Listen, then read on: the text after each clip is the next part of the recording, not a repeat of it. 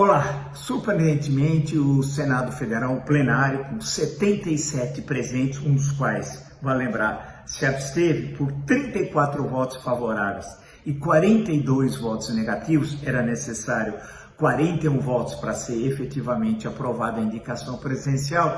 O senhor Jorge Messias, indicado pelo presidente Lula, foi rejeitado. Vamos esclarecer o fato histórico, que para variar está uma enorme confusão. O governo Floriano Peixoto houve sim 5 casos, mas é necessário explicar, são situações absolutamente distintas em relação à questão atual. Vamos lembrar que na Constituição de 1988, para cá, esse efetivamente é um caso único. Mas o que aconteceu com Floriano Peixoto sob a égide da Constituição de 1891? O que reza a Constituição? Estou usando aqui o exemplar que foi comentado por um grande juiz, ministro do Supremo Tribunal Federal, Aliomar Baleiro. Então vamos ao artigo 56 da Constituição de 1891. O que ela diz? O Supremo Tribunal Federal compor-se-á de 15 juízes, é bom lembrar que nem sempre foram 11, só para registrar vocês, de 15 juízes, dentre os cidadãos de notável saber e reputação elegíveis para o Senado. Note, para quem tem um pouco de observação, que não fala que tipo de saber. Fala que nós entendemos, e aí a Constituição de 88, por exemplo, fala notável saber jurídico, reputação ilibada, mais que 35 anos, etc. Na Constituição de 1891, que é diferente da Constituição de 1988, diz notável saber e reputação. Estávamos à época, no governo Floriano Peixoto, 1891, 1894, numa enorme tensão política. Houve uma tentativa, um golpe de Estado de Eudoro da Fonseca em novembro de 1891.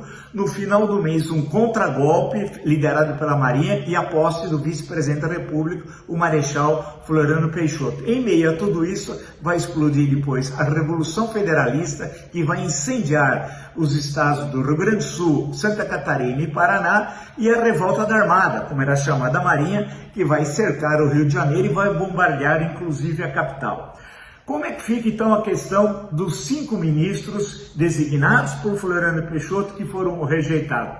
Vamos à fonte, a melhor de todas, de alguém que ficou 31 anos no Supremo Tribunal Federal, decano durante muito tempo, inclusive, do STF, o ministro Celso de Mello. Estou com o seu livro aqui, essa é a 5ª edição, revista ampliada, notas sobre o Supremo Tribunal. Bem, é importante esclarecer, e aí que eu insisto, há uma diferença entre o que ocorreu hoje e o que ocorreu no governo Floriano Peixoto. E ele deixa muito claro.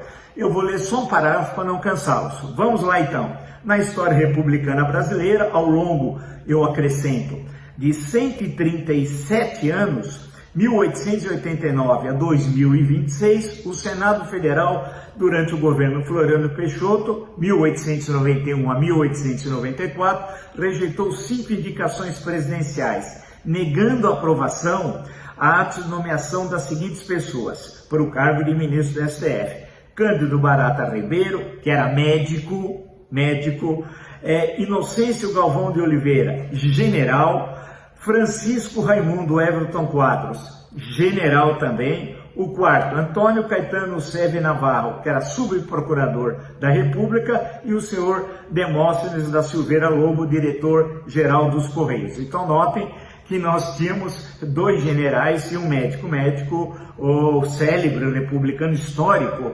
Barata Ribeiro. Aí vem uma observação do ministro Celso de Mello, que é vital para esclarecer a vocês o que aconteceu hoje e a diferença. Veja, cabe observar que sob a égide da Constituição Republicana de 1891, estabeleceu-se uma praxe de que o presidente da República submeter o ato de nomeação dos escolhidos para compor o STF ao exame do Senado Federal, a quem cabia aprovar ou não a referida nomeação. Mas note a diferença, quão importante é. Voltamos ao ministro Celso de Mello. Com esse procedimento, tornava-se possível ao nomeado para a Corte Suprema investir-se desde logo no alto cargo judiciário para o qual for indicado, tal como ocorreu, por exemplo, diz o ministro Celso de Mello, com o médico Cândido Barata Ribeiro, que empossado Em novembro de 93, exerceu o cargo de ministro do STF até setembro de 94, data em que passou por resolução do Senado,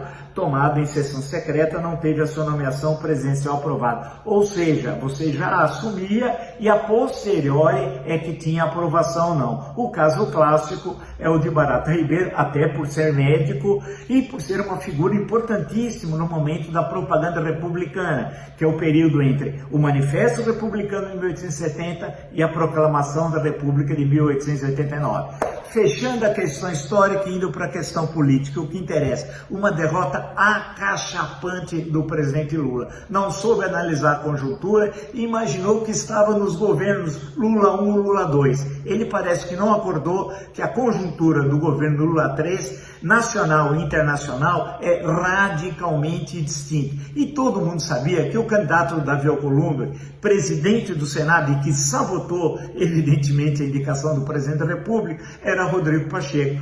Vale destacar que tem notável saber jurídico, muita competência, respeitado por todos, foi 2 vezes presidente do Senado e presidiu a CCJ na Câmara dos Deputados e também no Senado Federal. Pode acontecer o que, consequentemente? Fizemos os esclarecimentos históricos, né? Agora vamos à questão política e concluir. Não vai causar estranheza se for indicado o nome do Rodrigo Pacheco. E aí vai ficar em aberto quem será o candidato do governo em Minas Gerais para o governo do estado. Mas também poderá ocorrer alguma surpresa, a designação de algum outro ministro ainda nesse governo, que lembre-se o episódio que ocorreu nos Estados Unidos, né? Quando o presidente demora para designar um sucessor, a oposição, que hoje mostrou que tem maioria, pode delongar o processo para que o futuro presidente eleito em outubro desse ano e que tomará posse no dia 5 de janeiro pela primeira vez, 5 de janeiro do ano que vem, indique ele sim o novo ministro da STF. Em suma, outra vez o presidente Lula leu mal a conjuntura, que mostra que ele, nesse momento histórico, não é aquele que conseguiu vencer e eleger inclusive o seu sucessor, que era a sua sucessora, a Dilma Rousseff. Ele venceu 4 eleições consecutivas, 2002, 6, 10 e 14, que não foi ela, mas foi ele. Mas o mundo mudou e parece que só ele que não recebeu ainda a notícia. Até!